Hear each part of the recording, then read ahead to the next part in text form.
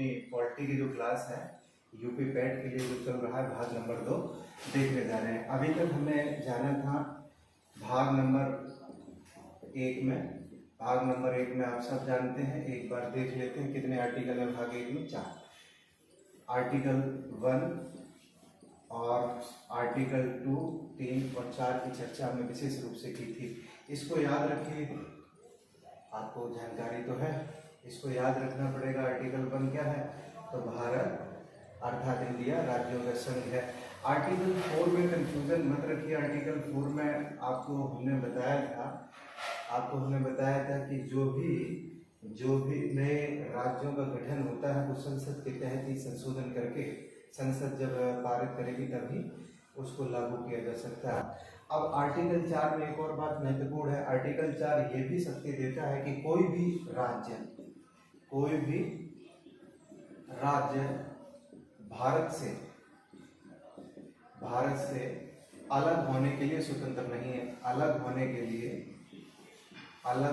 लिए स्वतंत्र नहीं है। इसका क्या मतलब हुआ? इसका ये मतलब है कि अगर कोई स्टेट अगर ऐसा चाहे कि हमें भारत से अलग होना है तो भारत से अलग होने के लिए स्वतंत्र कोई राज्य है ही नहीं। सभी राज्यों के ऊपर बंदिश है कि कोई भी राज्य भारत से अलग नहीं हो सकता। इसका मतलब भारत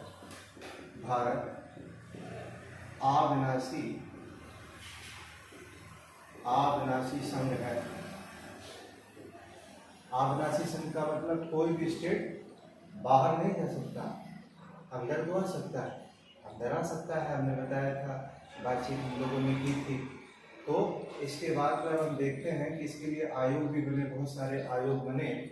आखिरकार राज्यों के लिए लड़ाइयाँ कितनी लड़ी गई। पहले आयोग बने, 1948 में आयोग बनता है, फिर 1953 में आयोग बनता है, फजल अली आयोग। तो एक एक करके हम सभी आयोगों के बारे में देख लेते हैं। तो सबसे पहले बातचीत हम लोग करेंगे 1948 में एस के धर आयोग की। 1948 में एक आयोग बना, इस आयोग का नाम है एस के धर आयोग। आखिरकार इस आयोग में क्या सिफारिश थी? चूंकि देश अपना आज़ाद हुआ था, भाषा के आधार पर लोग मांग कर रहे थे कि हमारी भाषा तेलुगु है, हमारी भाषा तमिल है, हमारी भाषा मराठी है, हम गुजराती बोलते हैं। तो ये सब राज्य जो हैं अलग अलग राज्यों की मांग उठने लगी बड़ी तेजी के साथ में। तो इसी बीच में एक आयोग का गठन किया गया, इसके धर आयोग 1948 ईस्वी में। इस आयोग ने मना कर दिया, क्या मना कर दिया? भाषा के आधार पर किसी भी राज्य को अलग होने से मना कर देता है। यानी कि यहाँ पे हम समझेंगे भाषा के आधार पर राज्यों को ना बनाने की सिफारिश। 1948 में एस के धर आयोग ने ऐसा माना कि भाषा के आधार पर भाषा आधार नहीं होनी चाहिए किसी भी स्टेट को, नए स्टेट को बनाने के लिए। लेकिन इस सिफारिश के बाद भी सरकार इनका प्रस्ताव मान लेती है। फिर भी एक और आयोग बनता है। उस आयोग का जो नाम है वो 1948 ईस्वी में ही बनता है।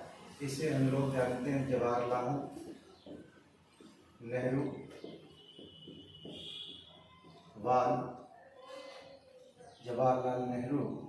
पट्टाभी सीता रमैया और उस समय के चर्चित नेता बहुत ज़्यादा फेमस थे, वल्लभ भाई पटेल। हमने थोड़ा आगे पीछे इनके नाम लिख दिए हैं। जवाहरलाल नेहरू, वल्लभ भाई पटेल पहले थे और पट्टाभी सीता रमैया बाद में थे। इस आयोग को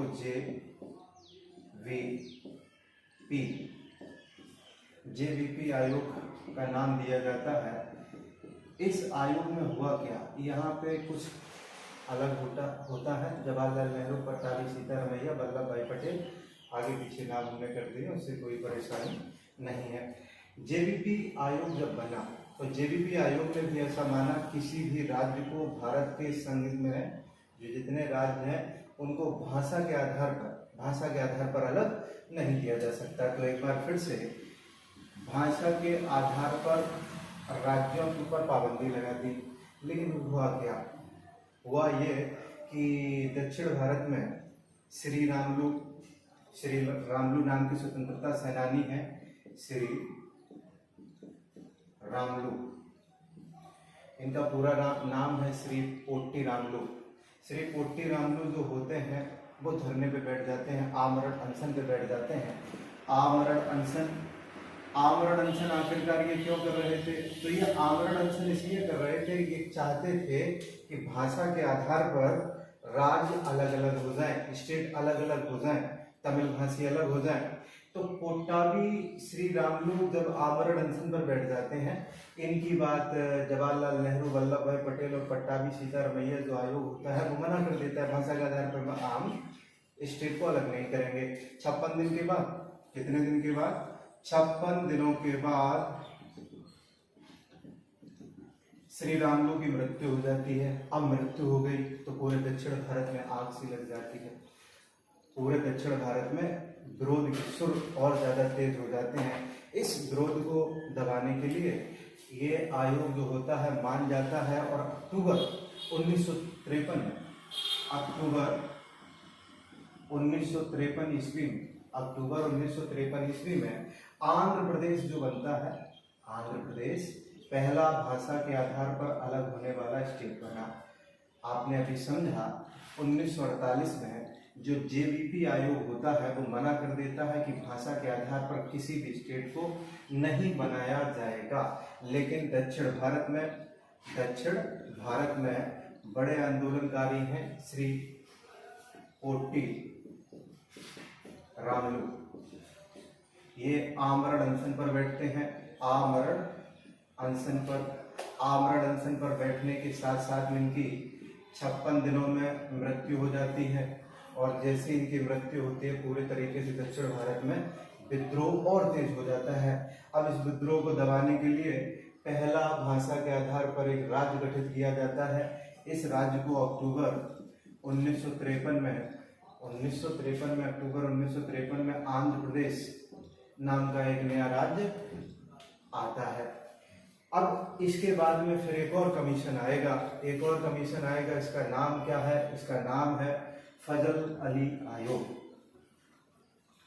जान लेते हैं फजल अली आयोग के बारे में। 1953 ईस्वी में आयोग बना फजल अली आयोग। फजल अली जो आयोग है इसने क्या किया? तो इसने भाषा के आधार पर कई राज्य बनाए, एक आध राज्य नहीं बनाए, 14 राज्य बना डाले। कितने? 14 राज्य हुआ, 6 केंद्र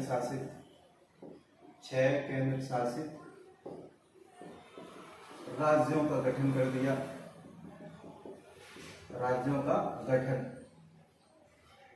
फजल अली आयोग ने कर दिया। लेकिन अब भी विद्रोह दबा थोड़ी था, अब भी विद्रोह हो रहा था। अभी तो 14 राज्य और 6 केंद्र शासित राज्य ही गठित हो पाए। फिर 1960 में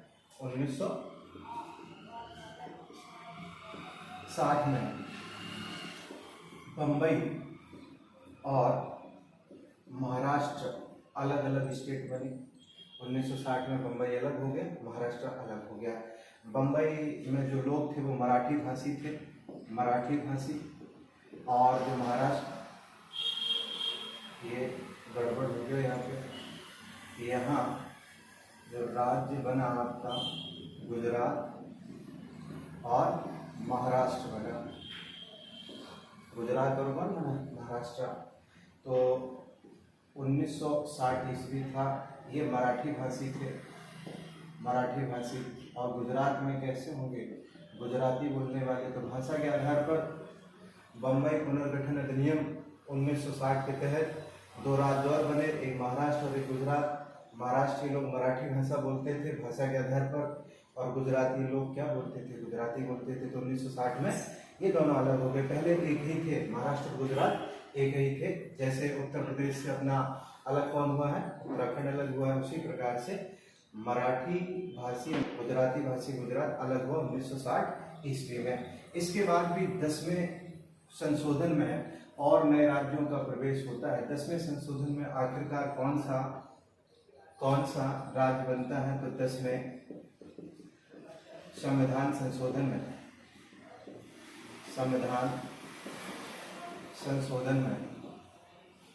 दादर एवं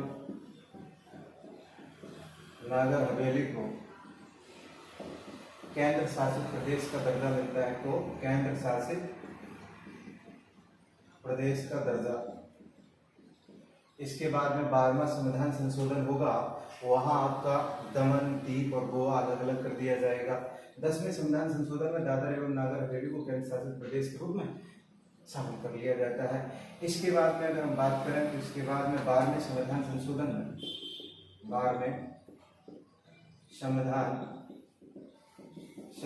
में गोवा, दमन और दीप को शामिल कर लिया जाता है। कैसे शामिल कर लिया जाता है? तो केंद्र शासित प्रदेशों के रूप में, केंद्र शासित प्रदेशों के रूप में इनको शामिल कर लिया जाता है। लेकिन फिर बाद में 1987 ईस्वी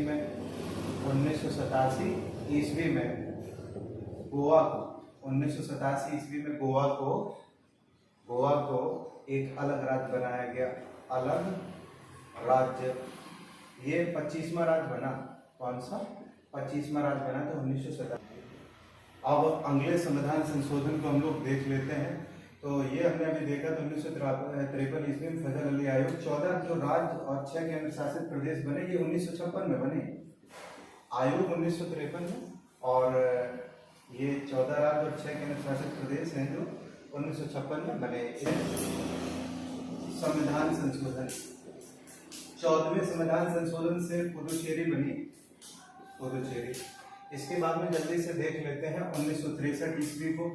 1963 ईस्वी में नागालैंड बनता है, नागालैंड। इसके बाद में 1966 ईस्वी में पंजाब और हरियाणा, और इसके साथ साथ में चंडीगढ़ केंद्र शासित प्रदेश अलग हो जाता है। पंजाब, हरियाणा और चंडीगढ़। 1971 ईस्वी में हिमाचल प्रदेश 18वें राज्य के रूप में, हिमाचल प्रदेश 18वें राज्य के रूप में बनाया जाता है। 1972 बहुत महत्वपूर्ण है, कई बार आ चुका है। यहाँ पे त्रिपुरा, मणिपुर और मिजोरम, त्रिपुरा, मणिपुर और मिजोरम नए स्टेट बनते हैं। इसके बाद में सिक्किम की हम लोग बात करेंगे। सिक्किम पहले अधिराज्य था, मतलब स्वतंत्र राज्य नहीं था पूरे। सबसे पहले हम लोग बातचीत कर लेते हैं 35वें संविधान संशोधन, 35वें संविधान संशोधन की। 35वें संविधान संशोधन में सिक्किम को अधिराज्य का दर्जा दिया गया, अधिराज्य का दर्जा। 35वां संविधान संशोधन कब हुआ? तो ये समय था 1974 ईस्वी में, 1974 में। लेकिन इसके बाद में 36वां संविधान संशोधन होता है। 36वां संविधान संशोधन, संविधान में संशोधन करे जाते थे। मांग जहाँ से उठती थी उन मांगों को पूरा करने के लिए संशोधन लाए जाते थे। आपने देखा था कि जब नए राज्यों का गठन होगा तो संविधान में संशोधन करना पड़ेगा, संसद की मंजूरी होनी आवश्यक है, ये सब बातें जरूरी थी। 36वां संविधान संशोधन मोस्ट इम्पोर्टेंट है। ये 1975 में आया, 1975 में आया और सिक्किम को पूर्ण राज्य का दर्जा देता है। सिक्किम को क्या? पूर्ण राज्य का दर्जा। सिक्किम अब है पूर्ण राज्य,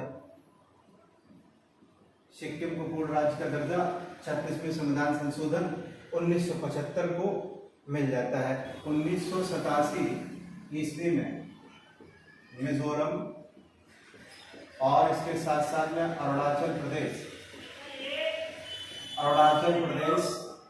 अलग अलग हो जाते हैं। इसके बाद में महत्वपूर्ण है 2000 ईस्वी। 2000 ईस्वी में आप सब जानते हैं झारखंड छत्तीसगढ़ और उत्तराखंड अलग अलग हो जाते हैं, अलग अलग स्टेट बन जाते हैं। छत्तीसगढ़, उत्तराखंड, इसके बाद में झारखंड। ये जो स्टेट हैं वो 2000 ईस्वी में नए बने। इसके बाद में 2014 में, आप सबको पता है, 2014 में तेलंगाना का गठन होता है। 2 जून 2014 को तेलंगाना का भी गठन हो जाता है। ये आपकी प्रक्रिया रही। जो बहुत महत्वपूर्ण बातें थी वो हमने जान ली। अब हम लोग आगे जानेंगे भाग नंबर 2 में नागरिकता से संबंधित जो चीजें हो सकती हैं, क्या क्या हम लोग पढ़ेंगे। तो भाग 2 में नागरिकता कैसे और किस प्रकार से फंक्शन करेगी उसके बारे में जानेंगे। इसके बाद में भाग 3 में हम लोग जानेंगे या मूल अधिकार के बारे में जानेंगे। मौलिक कर्तव्य अलग होते हैं। भाग नंबर 4 में हम लोग राज्य के नीति निर्देशक तत्व में अगले वीडियो में करेंगे।